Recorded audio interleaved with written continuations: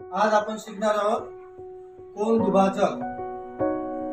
एखाद्या मापाचा कोन दिलेला आहे आणि तो कोन कसा काढायचा आणि त्या दिलेल्या कोनाला कसे दुभागायचे ते आपण आता बघणार आहोत। तर कोन काढायला सांगितलं, समजा 70 अंशाचा कोन काढायला सांगितलं, आपण पहिले काय करायचं, एक बिंदू घ्यायचा।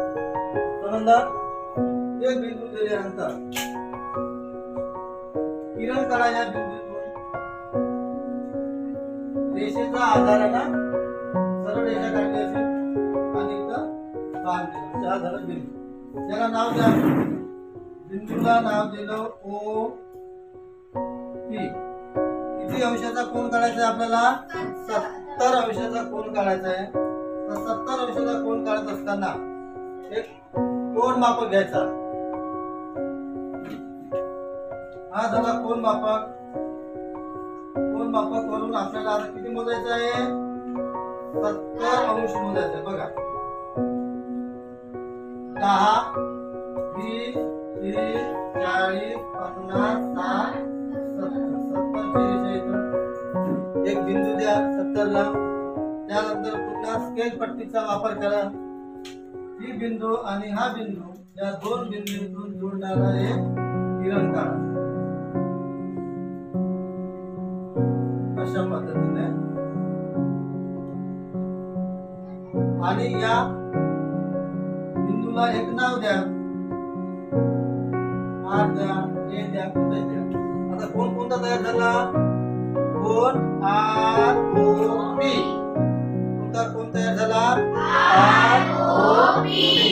आता या कोनाला आपल्याला दुभागायचा आहे। हा काय आहे? कंपास। त्याला काय म्हणायचं? कंपास। आपल्याकडे कंपास आहे, त्या कंपासच्या मदतीने आपल्याला कोन दुभागायचे। प्रथमतः या किरणावरती एक रेषा कंस मारा, या किरणावरती एक कंस मारा। त्यानंतर सारखं अंतर घेतलं, त्यानंतर इथून आपल्याला एक रेषा कंस करायचा आहे, इथून एक कंस घ्या आणि जिथं दोन कंस एकत्र जोडले, बघा बिंदू द्या असं, आणि या बिंदूतून जाणारा एक किरण काढा।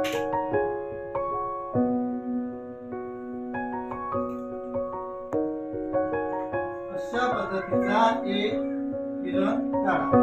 आता काय झालं बघा, कोन आर ओ पी या कोनाला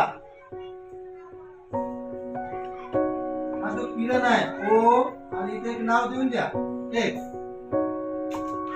ओ एक्स या किरणाने कोन आर ओ पी ला दुभागलं, म्हणजे दोन सारखे भाग तयार केले। असं झालं आपण कोन दुभाजक।